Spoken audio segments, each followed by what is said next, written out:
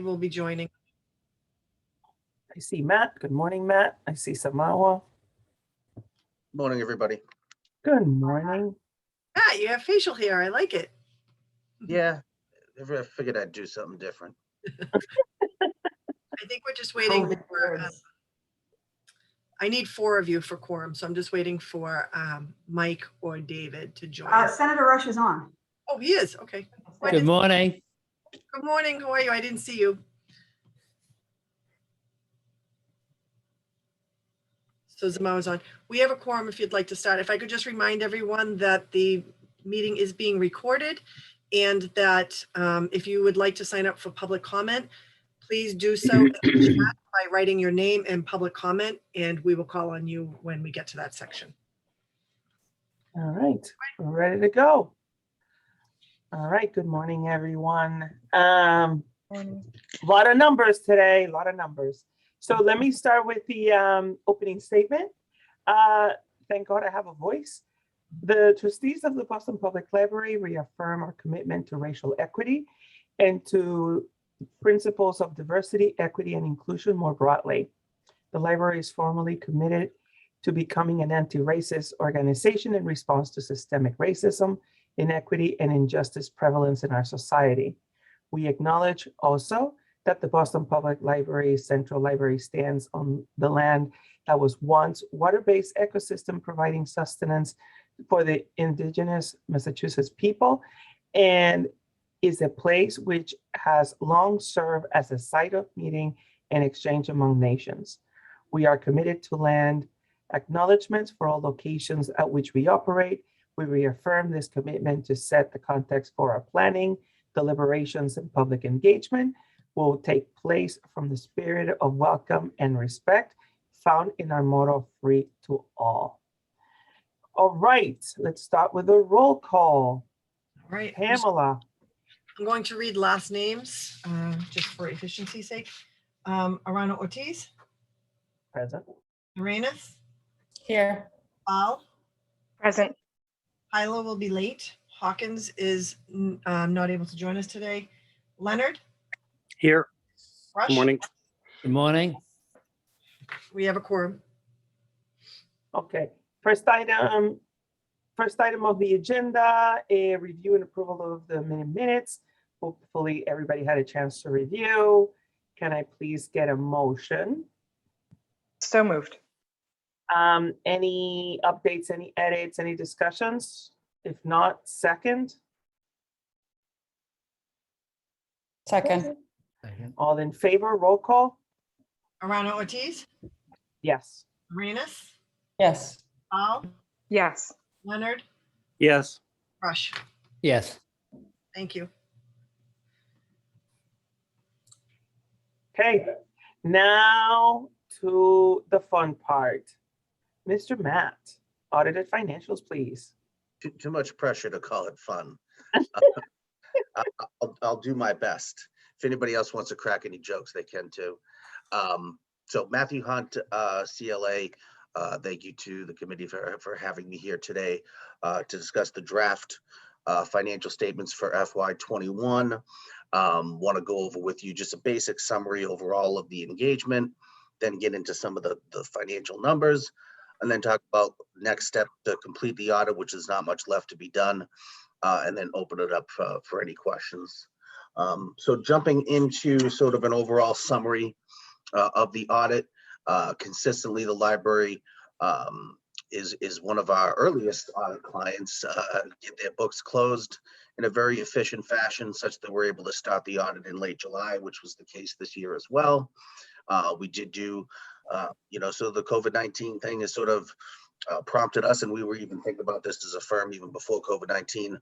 More of our audits are being done remote, which was the case this year as well, but we were able to get out in the field and do some field procedures as well. Overall, I feel like the audit went extremely smoothly. There were no disagreements with management. So overall felt like it was another smooth process for this year's audit as well. Jumping into the report itself, the first item before we get into any numbers is, well, what do we feel about the numbers? And that's where our auditor's opinion, which is on pages 1 and 2, is very important. Happy to report that this year's audit opinion is expected to be, again, the audit's not finalized. I don't expect anything to change. Our opinion is what we refer to as unmodified. That is the best opinion that's available in the audit of the financial statements. What that essentially means is that we believe, based on our audit work, that the financial statements are free of any material misstatements. As I always like to point out, there is a component unit, what we call a component unit in your financial statements. That is the fund for BPL. You're previously known as the foundation. It's your obviously where you get most of your donations. That's reported separately. That is audited separately. So our opinion as it relates to that piece of the financial statements is based on other auditors.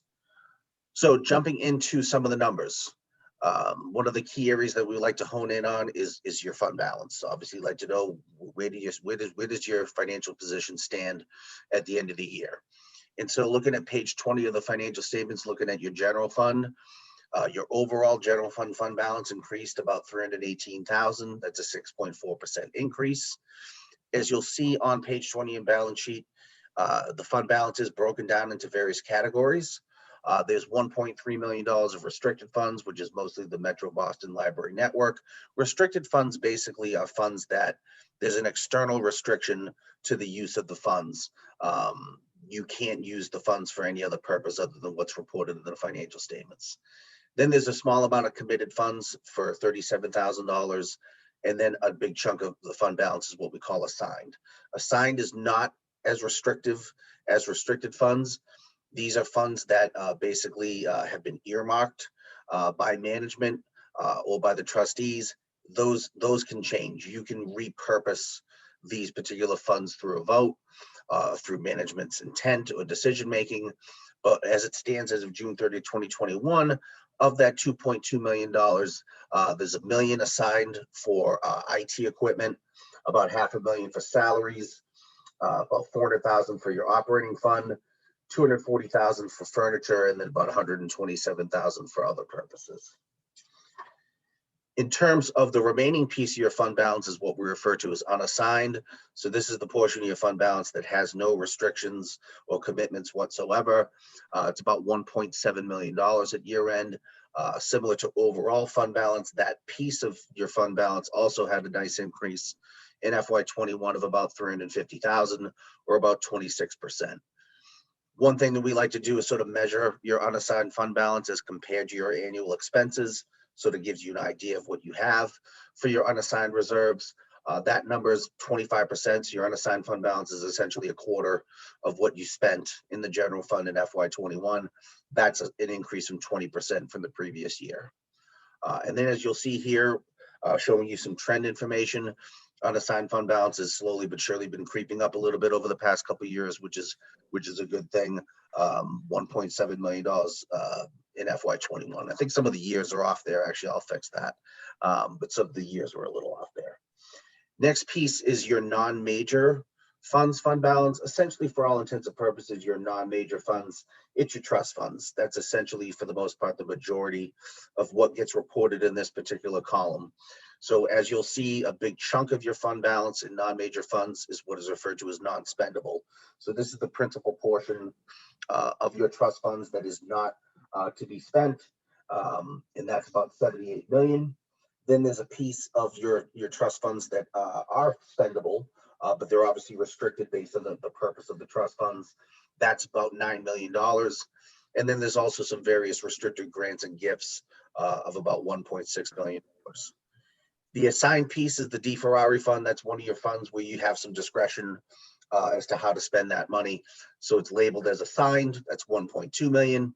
And then again, some trend information for fund balance over the past 5 years. What you'll see is obviously the big jump from FY20 to FY21, from 72 million to 90 million. We'll get into that when we talk about revenues, but for all intents and purposes, that is because the markets, obviously financial markets, did extremely well for the year ended June 30, 2021. So there was a significant amount of investment gains in FY21 that saw that fund balance jump up. In terms of revenues, don't want to break that down between general fund, non-major. I think it's better to look at revenues maybe as an overall basis. So as you'll see here, this is just basically a summary of your revenues on page 21. Your most significant revenue sources are intergovernmental grants from the state mainly, about $4.8 million. You will see, obviously, not to be expected, is some of your revenue sources obviously were typically much lower than in previous years because of the COVID-19 shutdowns, special events, fees and fines for services. Those revenues are much less than in past years. Big number this year for contributions and gifts, $3.9 million. It's a pretty good jump from previously. And again, the other big revenue down the bottom there, investment income, $20 million. So the investment markets did very well during the year ended June 30, 2021. So it's probably since we've done the audit, that's probably the biggest investment income number that we've seen on the trustees' financials. So then in terms of trends and revenues over the past 5 years, if you look at the next slide, from FY17 through FY21, there's really two fluctuations that really jump out.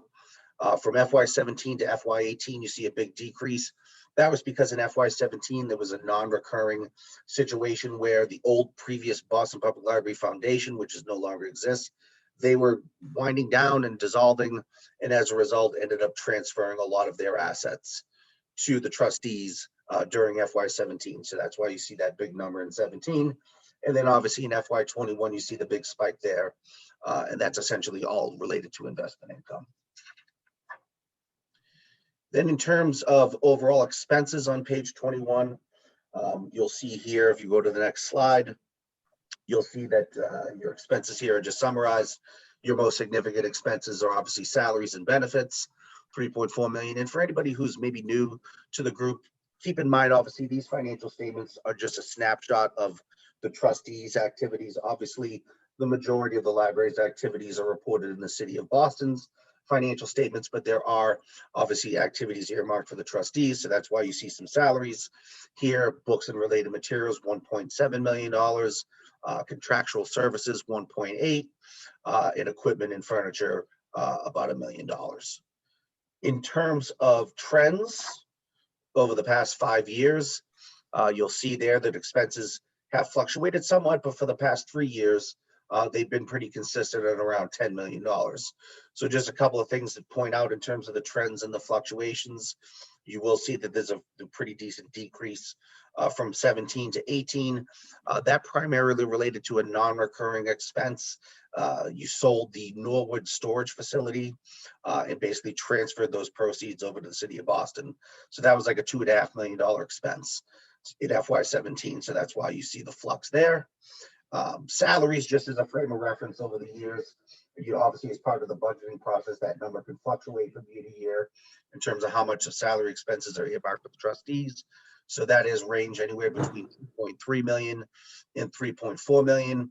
And then the two other line items that tend to fluctuate from year to year, contractual services, utilities, and equipment, furniture, and maintenance. Those are heavily dependent sometimes upon needs. If there's obviously some capital needs that the library has, you'll tend to see a little bit more in that equipment, furniture, and maintenance line item. So that's a bunch of numbers thrown in your face. Again, maybe not necessarily fun, as was stated at the beginning here, but that's essentially, I think, a good snapshot of your financial statements and some of the key numbers that we want to make you aware of. And then lastly, just in terms of completing the audit, there's really not much left. As we mentioned, that component unit, that fund for Boston Public Library, they have their separate audit. There's a draft issued on that. They're expected to finalize their audit, I think, sometime over the course of the next week. And then we need a letter from their auditors, just sort of representing various items related to their audit. And then we'll pretty much be ready to wrap this up. So sort of like to take the opportunity now to slow it down and open it up for any questions that anybody has. All right, I know the new trustees in the committee must have questions, so please indulge. So thank you very much for that, Matt. Navjeet Bal, I'm a new member of the committee. Can you just help me understand, and I apologize for not knowing this, but like you talked about the part of the revenues and expenses that are the trustees' responsibilities vis-a-vis the city, being part of the city's overall budget? And just what's the process for, like, how do we separate that? Like, what are trustee expenses versus city expenses, for example? To be honest with this, this might be something Ellen might want to jump Ellen.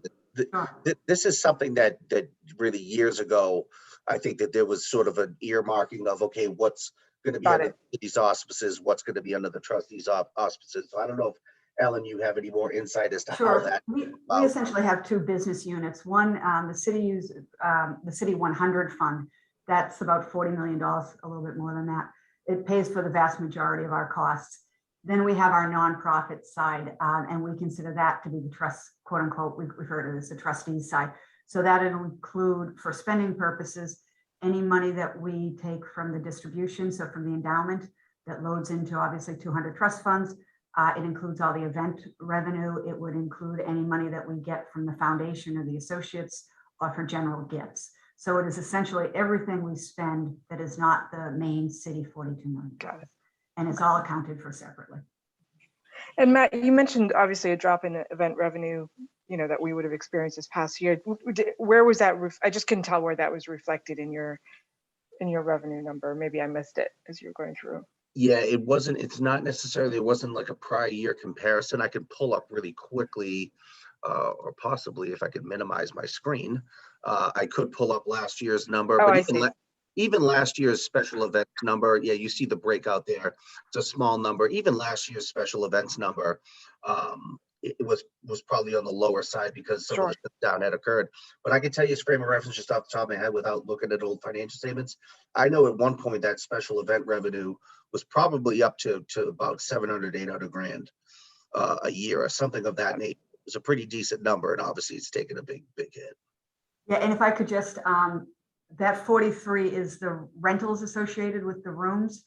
It doesn't include the commissions. And I think last year that was somewhere around, it was very low, I think around $20,000. So if you looked at a trend in the mid 2010s, revenue had been down because we were renovating Johnson. We pushed all Johnson services over to McKim. So we didn't have a lot of room for events. By the time we got back to 2017, revenue for events, both sides of it, commissions and room rental, went to 1.9 million. In 2018, it went to 2.3 million. 2019, it went to 2.5. And then the year of the pandemic, 2020, it went to 1.6, sort of shows because we shut down in March. I think, and we were on target for our biggest year yet. So it shows you the value of that last quarter, the spring and early summer weddings. But we planned for this. We certainly didn't expect to shut down business entirely. We assumed, like everyone, that one day there would be a recession again and would see some softening in our event revenue. So we had a pretty good, we had put money aside. We had some contingency plans. And I've said in this meeting before that the city has been a very good partner to us, specifically the folks at Office of Budget and Management. And in years where we had room on our city budget, we were able to transfer the salaries associated with our event staff over to the city. So if you looked back at some of our assigned funds, we had about $500,000 for salaries. We would have used that for events this year, event staff. We were able to push that back over to the city. So I think we have, we're back in business. Not much revenue last year, but I think we put ourselves in a good position to absorb some shortages. And can I ask another question? When you were talking about the assigned, essentially reserves, and then the unassigned, just doing the rough math in my head, if you combine that, that's around 50% of the trustees' budget, right? Because the unassigned was about a quarter. So it was. Yeah, that's a fair rough estimate. Okay, that's just helpful to know. And I think what we were trying to do with that was to future plan. So we put a lot of money away for IT. And the reason we did that was because we were out an IT director for several years. And we wanted to make sure that he had the value, it happened to be he, Kurt Mansberger, that he had the value of that money when he got here. And again, as I said, we put money aside for salaries. We knew we wanted to start replacing furniture in the branches at here in Central. We put money away from some of those purposes to sort of forward fund it. Yeah. And this isn't the case, if we had gone 2 or 3 years without event revenue, we could have pulled that back because that was just decisions we made with David about where we wanted to make sure we had put some money aside. Understood. Okay, any more questions? Mike, Samawa?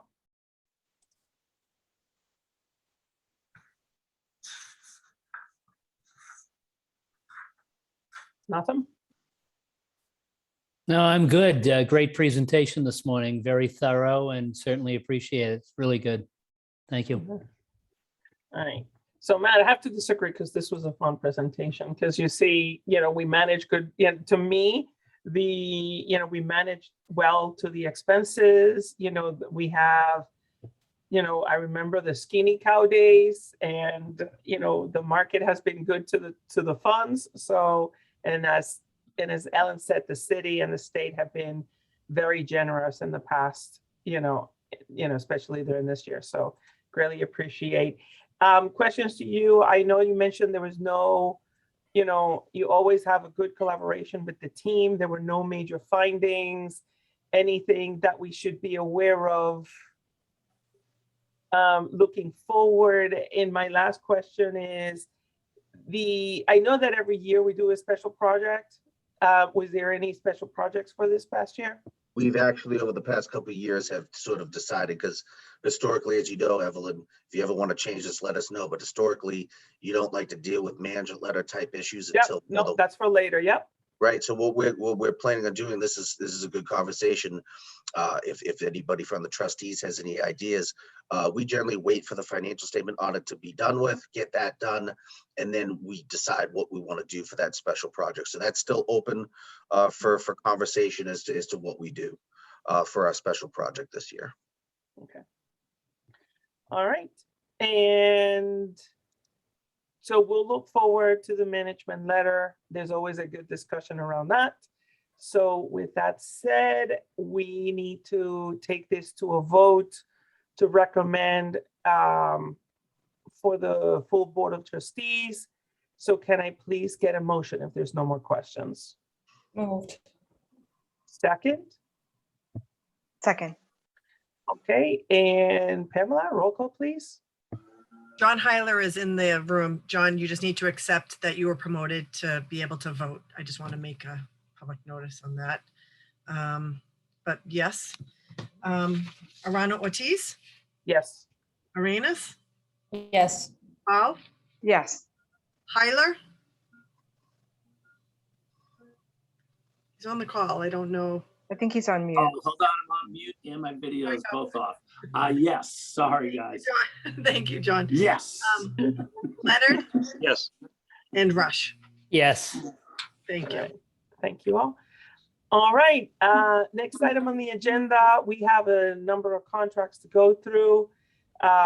Just a reminder, Sama is dropping off at 9:30. So let's see if we can move. So there's two blocks of contracts. One is with our partners, and I'm going to let Michael Colford go through it. And then we have two other contracts to go through. So let's go through the partners first. Michael?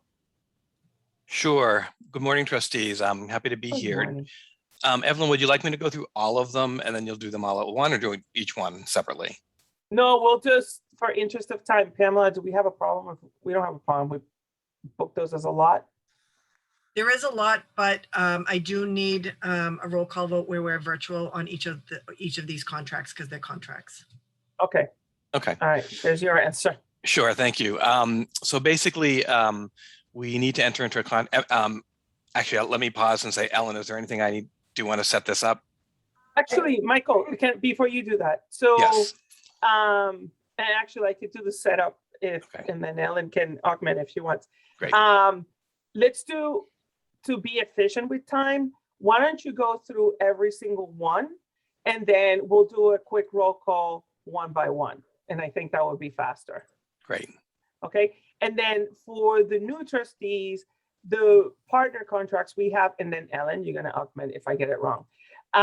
We have a number of organizations that we consider partners, program partners. And then so we can move through contracting faster. And so these is a subset of that list. Ellen, did I get it right? You did. If I could just give a little context to, Absolutely. Yep. particularly for the new trustees who have familiarity with state government. On the trustee side, so for our procurements, on the city side, we follow a state procurement law, chapter 30B.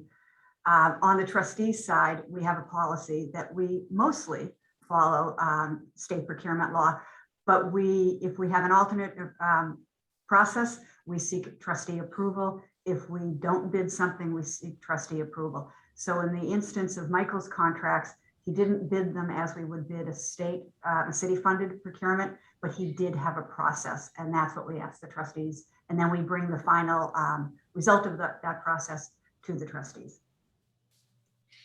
Great, thanks, Ellen. So I'll just go through each of these partners and give you just a quick summary of what they've been, why we're working with them, so you can understand the situation. So our first one is New England Blacks in Philanthropy. This was part of a $30,000 grant the fund received from the Highland Foundation. We've already contracted with them to do $10,000 worth of work presenting their G-code skills development training for our adult learners, which focuses on in-depth coding and financial literacy. And we wanted to put this forward because they do such a good job and we have really good results with them that we are considering doing additional work with them in this fiscal year. So that's why we have the not to exceed $25,000. The next one is Tech Goes Home, which some of you might be familiar with. Tech Goes Home is a great organization that we work with to provide digital literacy skills through classes. And if attendees do a certain number of hours, I believe it's 15 hours of training in these classes, they receive a laptop and a hotspot, or a laptop and another means of providing internet access. So what the library does is teach the classes, and what Tech Goes Home does is provide the marketing and the work with getting the equipment. It's a fairly high cost program. It costs about $700 a participant that the library funds, but we don't have to pay for the instructor because we have our own librarians doing the instruction. Tech Goes Home did a really wonderful thing during the pandemic. They flipped it. So rather than having to take the 15 hours of class first before you get the laptop and Wi-Fi, they received the laptop and Wi-Fi capabilities first, which was challenging in and of itself. One of our librarians was helping a woman get her laptop set up. She was on the street and the woman was upstairs on her second floor apartment during the pandemic, and they were talking through the window, but anything they need to do to get the people set up was important. So it's been a really wonderful way to provide access to technology to people who don't have it. So this year we have 3 different funding sources. We have $30,000 from one of our trust funds, the Green Fund, for Tech Goes Home for adults. We have an additional $30,000 through a grant from the city for to train returning citizens in the use of technology, people who have been incarcerated for a number of years. So we're going to be expending that grant. And we have $30,000 from our trust funds for youth programming that we're doing early literacy Tech Goes Home features. So for this contract, we would like to not to exceed over $100,000 for Tech Goes Home. The next one is Jewish Vocational Services in Boston. That's another part of the Highland Street gift, the $30,000 that we received from the Highland Foundation. So we are in the process of doing a $10,000 some work with them, where they are providing a series of employment-focused workshops, with having office hour sessions, individualized coaching for individuals enrolled in our ESOL services. So they'll be developing curriculum and delivering a series of employment-focused workshops for non-native English language speakers on Zoom. They'll be holding office hour sessions where workshop participants can schedule appointments to ask questions or get individual support. They'll be providing one-to-one career coaching for workshop office hour participants who need more in-depth assistance. So that's a great, again, this $30,000 from Highland was to focus on non-English language speakers. So this is our second partner that we're going to be working with there. They do a lot of great work as well. We've worked with them in very different areas. So we do plan on possibly expending more than the $10,000 from the Highland Foundation. So that's why we capped this one at $25,000. The next one, American Programs Bureau. This is a big one. This is has three large components. This is where we get a lot of our big name speakers for our marquee speaking series. That includes the Lowell Lecture Series, the author events we do, and the Acting Mayor's Joy Agenda programming that we're doing this year. The Lowell Lecture is a grant from the Lowell Foundation that we do every year. Last year was Repairing America. We had some really great speakers. President Leonard interviews the participants. It's a really wonderful and very highly attended partnership with the WGBH Forum Network. They stream the events, so that's been really great. The select author events this year, we received a $75,000 grant through the fund for the Nord Family Foundation to do big name author events in addition to the author tours that we take advantage of. So we'll be doing some high level author events here. And then again, with the addition, the city gave us $250,000 to further the Mayor's Joy agenda for this year. So we're doing things like in a coming week, we're having Maria from Sesame Street as part of Hispanic Heritage Month. She's written a book, she's going to be speaking. So we contract all of these authors and speakers through the American Program Bureau. So those three areas total together, I estimated about $125,000 direct costs. So that's that contract number 4. Number 5 and number 6 are two partnerships we've had a lot of success with over the past several years, and we continue to work with. Company One Theater, we're setting aside $100,000 in direct and in-kind costs for Company One Theater. Several years ago, we had after the Johnson building was renovated, we had our first full-blown theatrical production in Rab Hall in collaboration with Company One Theater. It's a really wonderful program because by supporting Company One financially, they're able to do a pay what you want ticket model so that people can come to these productions for free. If they want to pay a ticket price, they can, and that of course helps offset the costs that Company One incurs in putting the production on. We did a second show in 2019, and then we will be doing a third production this coming spring called Black Superhero Magic Mama, which is a really quite profound and moving play involving a young Black teen who is shot by a police officer, and then the mother has a reality break and pictures herself as a superhero avenging. And it's a really powerful show. So we are working with them. They also do several workshops throughout the year for us. They do a lot of work in our branches. And then last year, we also did a panel with them under the Lowell Lecture Series, which the WGBH Forum and the BPL thought went really well. So we would like to do more of those kind of work with them. So the funding for them comes from our trust funds and from the Lowell Foundation. And the in-kind costs, the bulk of the costs for putting the production on are actually paying our own facilities and security staff. And then we also give them a certain amount to help offset the theatrical productions. So that's why there's direct and in-kind costs. And finally, Grub Street, again, a long-term partner. They do 2 very successful programs right down the street, and Young Adult Writers Program, where they teach writing classes for teens in the Young Adult Writers Program in the branches, and then right down the street is for adults. They did a great job switching to virtual programming last year. They're continuing doing their virtual programming. They also used this funding to create writing kits for teens that we distributed. We do hope at some point this year we might be able to do some more return to in-person, but we had a lot of success reaching both communities virtually. And that's what actually happens. These programs really turn into mini communities. They're open to anyone. They do series of classes, but also drop-in sessions that anyone can just drop in on and get us help with writing. They focus on cultural identity and memoirs and things like that. We've started working with them with our community learning department. So they're working with some oral histories and other memoir projects in the East Boston neighborhood and the Chinatown neighborhood. So our collaboration with Grub Street has been really, really great. We have very similar target audiences that we work with. So our missions align very well. And again, through all the multiple programs that we do with Grub Street, we're having a contract not to exceed $100,000 that will be coming from our trust funds, our youth trust funds, and also our green fund, which supports literacy and in our community learning area. So I'm happy to answer any additional questions you might have. Those are the 6 contracts for this round. Michael, thank you for that overview. And I love these programs. I really love them. They're all excellent programs.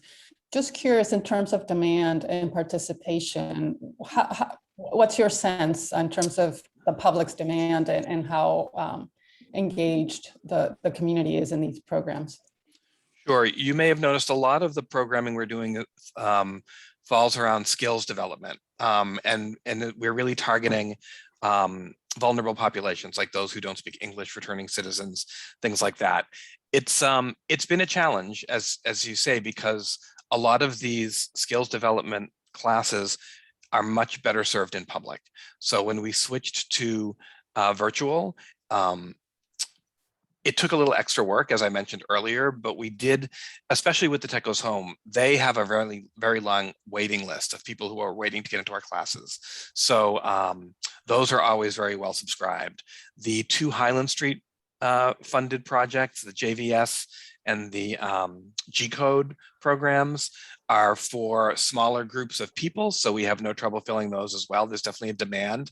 It's really about doing the outreach, and our community learning team really does a great job doing the outreach to make sure those who need these services know of them. The higher level marquee kind of speaking programs, the theatrical programs, those really, we benefit from our partners reaching out. Doing those virtually actually saw a great increase in the number of people that attended because we got attendees from all over, and we were able to market them. You don't actually have to come into the building to see them. We're going to be doing a lot of them as hybrid performances this year. So we'll have an in-person component, but we'll also continue to stream. So we'll be able to hopefully maintain those larger audiences, but also have some more interactive participation in person. And then the Grub Street programs, I'm always amazed by the success. And I think that's largely because they have a really great marketing reach into the communities that are looking for this kind of work. So they always help us get really good turnouts for all of their workshops. Great, thank you. I'm glad to hear that. Yep. Any more questions? No, but I have had an opportunity to work with Bethard Carter, who's the CEO of New England Blacks in Philanthropy, on a couple of different things. And I'd just like to add, there's so many of these programs, and the innovation that you guys are doing and the education that you're trying is really remarkable. And I will tell you, having dealt with that group a couple of times, I've been really impressed with them. So it's one that I've dealt with directly. So again, kudos to all of these programs and the funding that you put behind it. It's really quite remarkable. And this makes you feel good about being with the library. It really does. You're doing good. Thank you, John. I think the New England Blacks in Philanthropy was great too, because we learned so much from all of our partners. One of the things that we are funding through them, and we actually want to look at doing more of, is in addition to just presenting the classes, they identify the other barriers for people to participate. So everyone who attended a class, we purchased a MBTA pass for them so they could, take the bus or get, to get to the classes or take the subway. So we're looking at trying to support people's efforts in addition to developing their skills.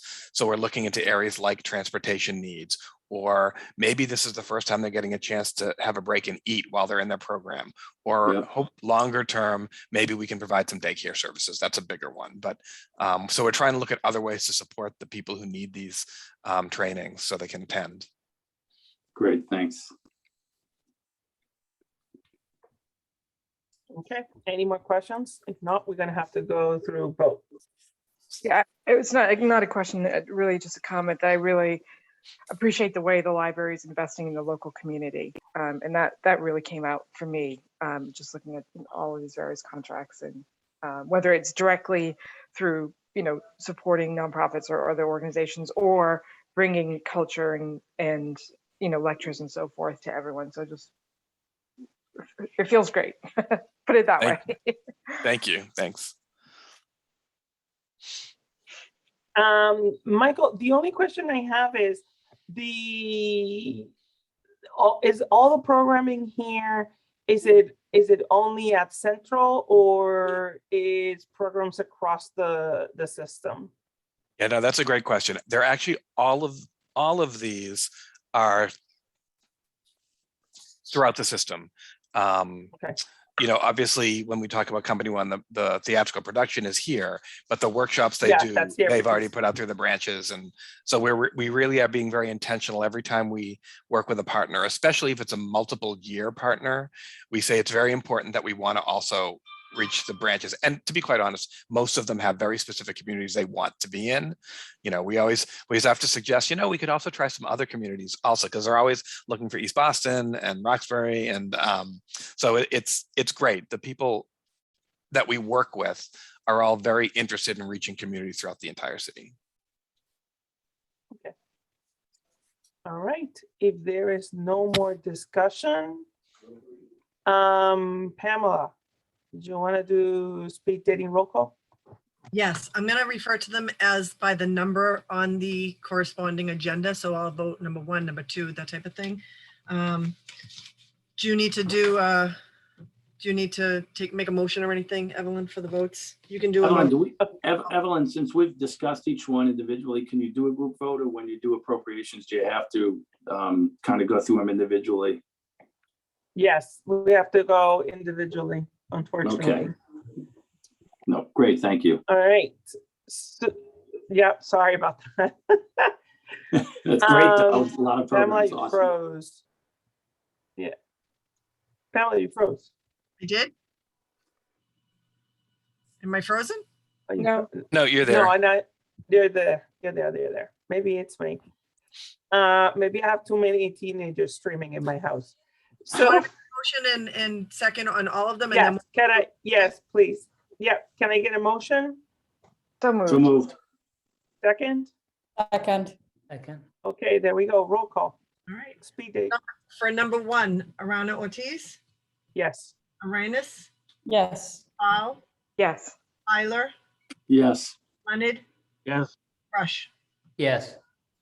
Number 2, Arana Ortiz, Yes. Arenas, Yes. Paul, Yes. Tyler, Yes. Leonard, Yes. Rush. Yes. Number 3, Arana Ortiz, Yes. Arenas, Yes. Paul, Yes. Tyler, Yes. Leonard, Yes. Rush. Yes. Number 4, Arana Ortiz, Yes. Arenas, Yes. Paul, Yes. Hawkins, I'm sorry, Hyler, Yes. sorry, That's okay. Leonard, Yes. Rush. Yes. Number 5, Arana Ortiz, Yes. Arenas, Yes. Paul, Yes. Tyler, Yes. Leonard, Yes. Rush. Yes. And the final one, number 6, Arana Ortiz, Yes. Arenas, Yes. Paul, Yes. Tyler, Yes. Leonard, Yes. and Rush. Yes. All set, Evelyn? Thank you, Very good. trustees. Thank you. Thank you, Michael. Really good programming. Love it. Yeah, Michael. All right, Miss Ellen. All right, a vote for an employment agreement with Kurt Mansberger. Kurt was most recently our Chief Technology Officer, was fortunately here during our issues last month. He has subsequently resigned, left the city. We wanted authorization to keep him on with what the city calls an employment agreement. So he is not an employee, he is not a benefited employee. And we would use this for a transition period while we interview and find a new CTO. I would say we weren't entirely certain that we needed to bring this to the trustees because it is city money and it will have approval by the chief financial officer. But when we were uncertain, we default to wanting to get the additional approval just in case that's more appropriate. Happy to answer any questions, and I know David is very interested in this and is on the call and can answer any questions as well. Any questions?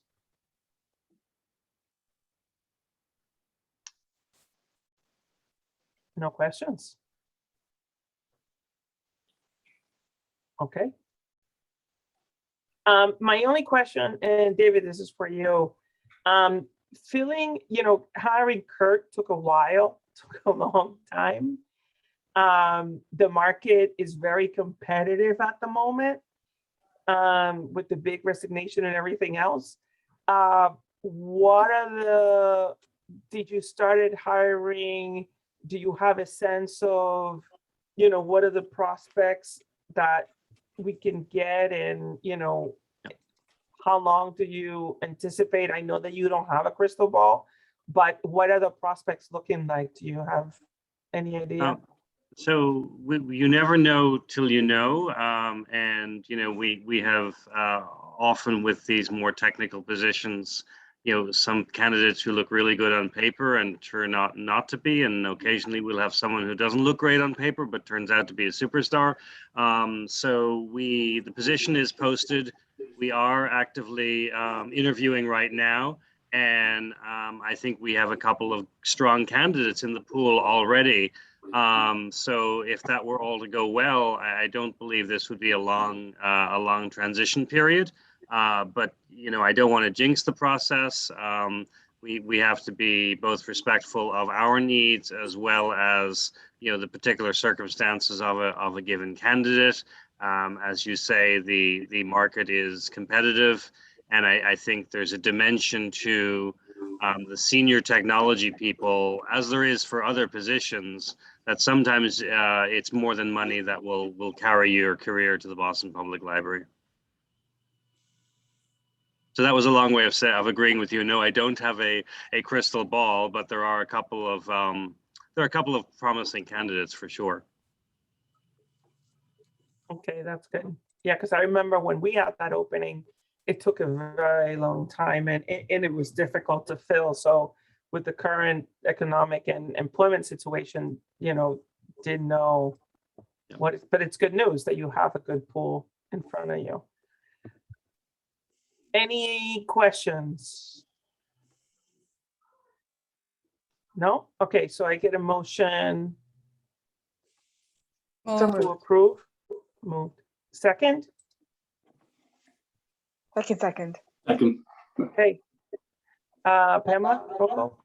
Ortiz, Yes. Arenas, Yes. Ball, Yes. Tyler, Yes. Leonard, Yes. and Rush. Yes. Moved. Okay. Laura, next one.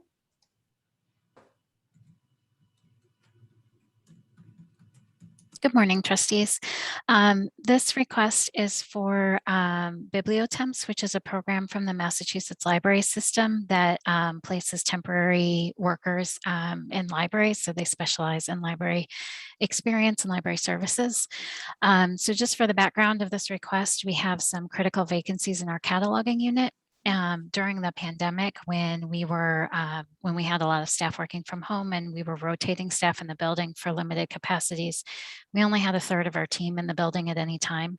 And so while we're all back now, there's quite a bit of work to catch up on, or work that was deferred while we were focusing on getting the materials out to the public as fast as we could. And cataloging is essentially the staff and the work that creates and reviews records that go into our online catalog. So when you search for something in our catalog, it's the catalogers and the team that put that information in there so people can find our collections. It's books, it's DVDs, but it's also all of our online holdings, our ebooks, our databases, everything is in our catalog. So in order to find it, we need this work to be done. So what we're looking to do is use Bibliotemps to have some temporary help while we are working through our process for our vacancies. So once we have our positions filled, we would no longer need this. This is just a bridge to support the work that needs to happen until we can get staff in those positions. Since we're on this conversation, how challenging, David, maybe you can join in with Laura a little bit, because I know at our own company, it's getting tougher and tougher to find people, and it has been a challenge. Is this indicative of kind of trying to figure out ways to get people in and the challenges you think you're going to face, like short term, or is it going to go on for a while?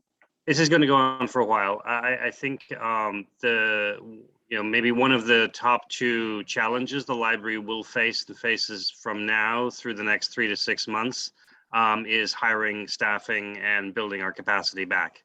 As of account where we review the open vacancies, the active vacancies on a weekly basis, last week's count is that we had 86 positions vacant across the system. And in an organization that has between 400 and 500 as its normal run rate, that's 20% or 25% of the organization where we do not have humans in spots right now. And I think it's fair to say that regardless of how aggressive we push, there is a limit to how fast the library within the city, there's a limit to how fast we can go with all of the obligations that we have. And you add that to a scenario where every single sector is having difficulty filling positions at all levels. We are not immune to that. And so, yeah, it's going to be tough. So I think there are several, the current example is one, this vote before you about bibliotemps is another. In no case is this intended to replace existing full-time positions. It's just really to tide us over or bring supplemental expertise to the table while we continue to fill all of the positions that we have. I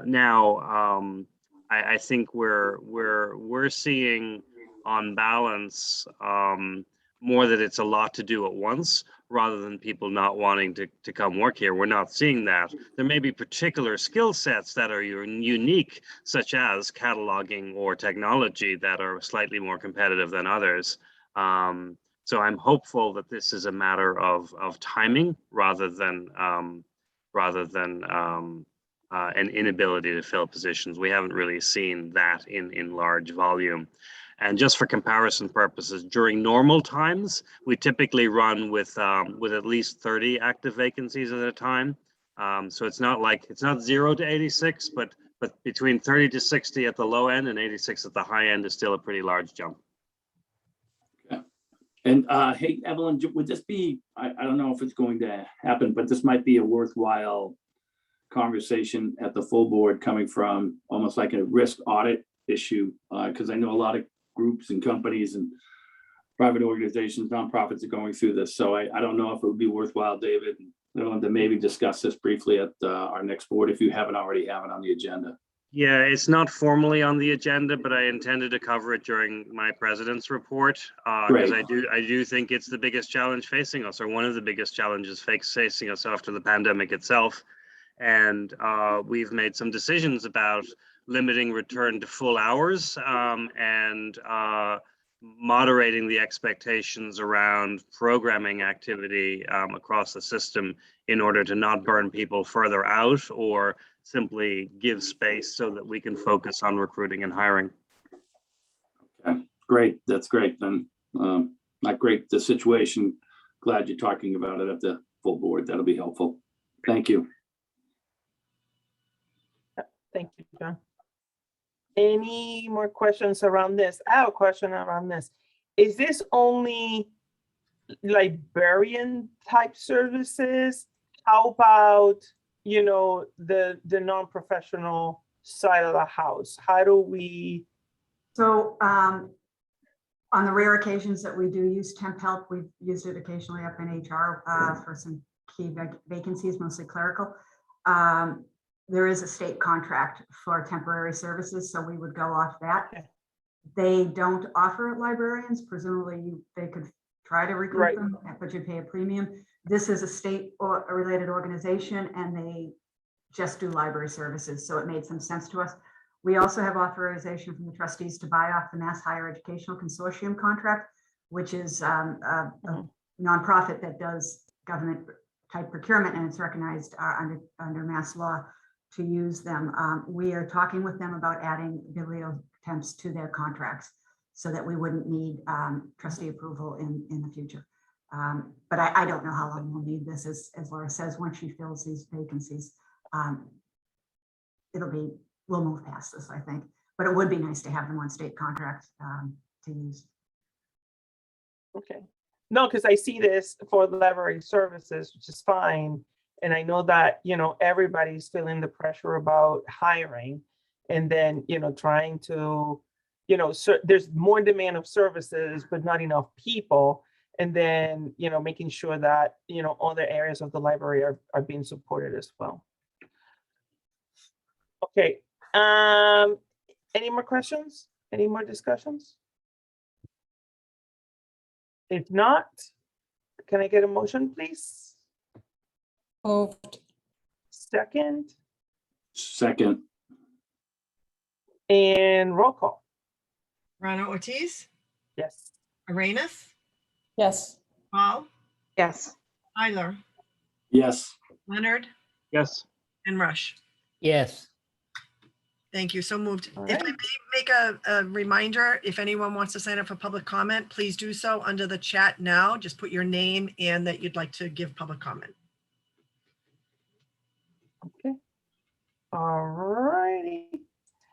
All right. So next, Ellen, can we go through gifts, please? Yes, the gift report. So again, as by way of background for the new trustees, up until 10 or 15 years ago, the library could not accept donations without trustee approval. So checks would come in, we'd wait for a trustee meeting and would get approval. Obviously, checks shouldn't sit around, they should be cashed.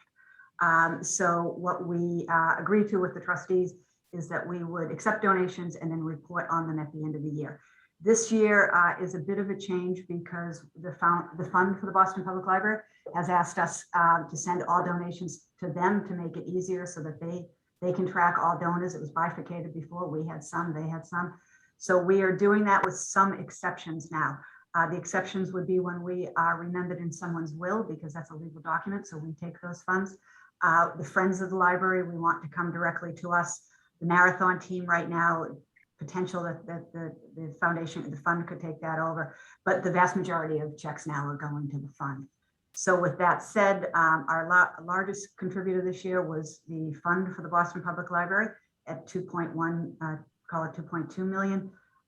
In those categories that you see there, the large donation up the top, we had discussed at a previous trustee meeting for work to do with the founding collection.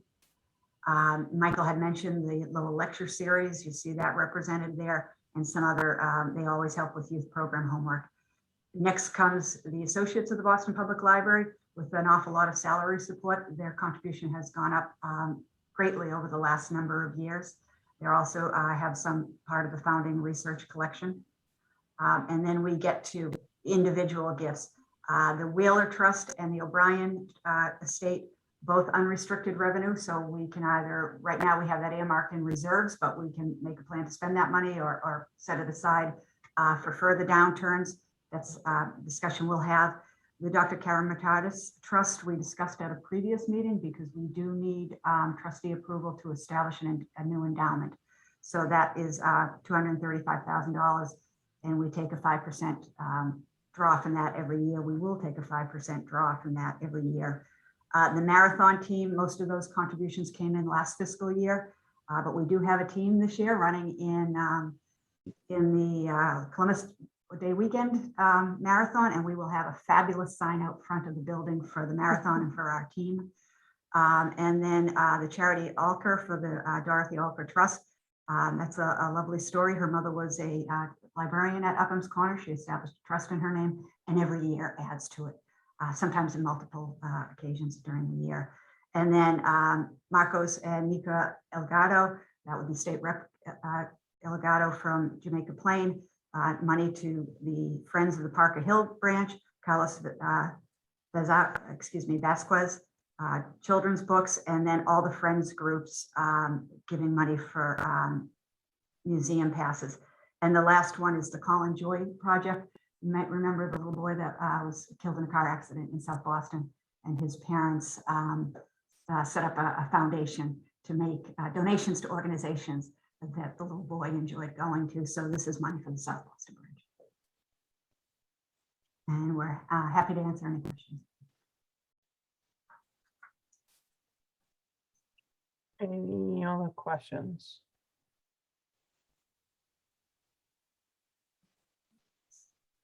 The only ones I don't see here, Ellen, is the Citywide Friends. Yeah, They're I under don't other? think- I'll ask Sean to correct me if I'm wrong, but I don't think we got Citywide Friend money this year. It might just be a timing thing. Sometimes that happens if it comes in after July, and they usually do pay museum passes, so that's likely what happened.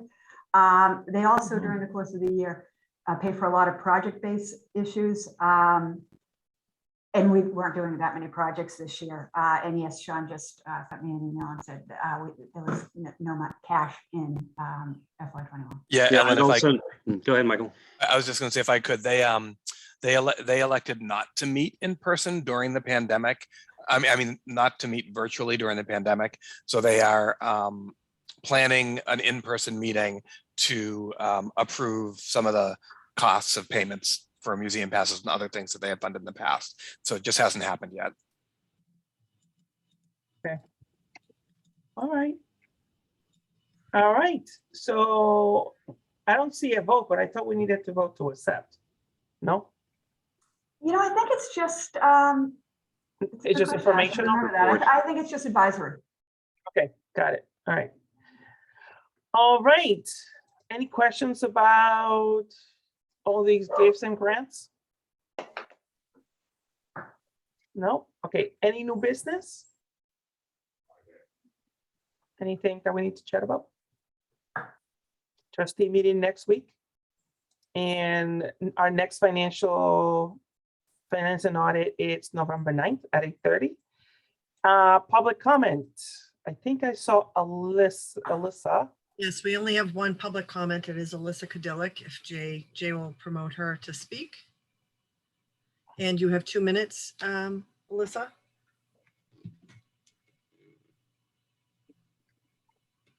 Good morning. Good morning. Good morning.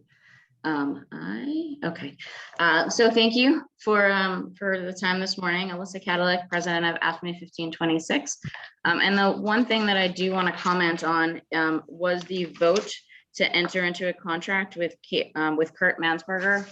The AFME 1526, we protest this contract. Mr. Mansberger chose to leave the Boston Public Library. He chose to leave the city of Boston.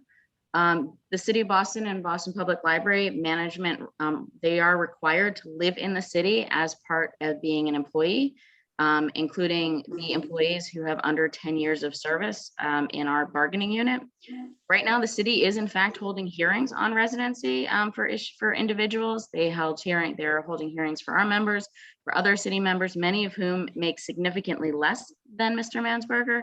And we view this as a way to avoid inflicting or imposing the residency clause on Mr. Mansberger at this point. He chose to leave. While we understand that we need folks to handle technology and obviously the issue before, but we do see this as a way to avoid that residency clause for Mr. Mansberger. It indicates he lives in Amesbury. And so we urge the trustees to review this contract again and obviously push to fill that position quickly and make sure that when we are looking at contracts, whether they're employee contracts or other contracts, that we're looking at individuals who live in the city of Boston and meet that requirement. So thank you.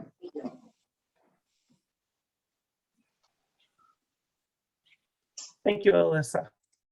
That's the only public comment. Okay. All right. I appreciate that, Alyssa. All right. If there's nothing else, we adjourn. Another efficient meeting. Anything Well else? done, Evelyn, with a lot of stuff. There Seriously, you a lot go. of information. An Nice hour job. and 5 minutes. There we go. All right. I appreciate that. All right. Thank We you, everyone. will see each Thank you, other next trustees. week. Thank you, everyone. Great Thank you, job. Pamela. Thank you, everyone. Bye-bye now. Thank you. Bye-bye.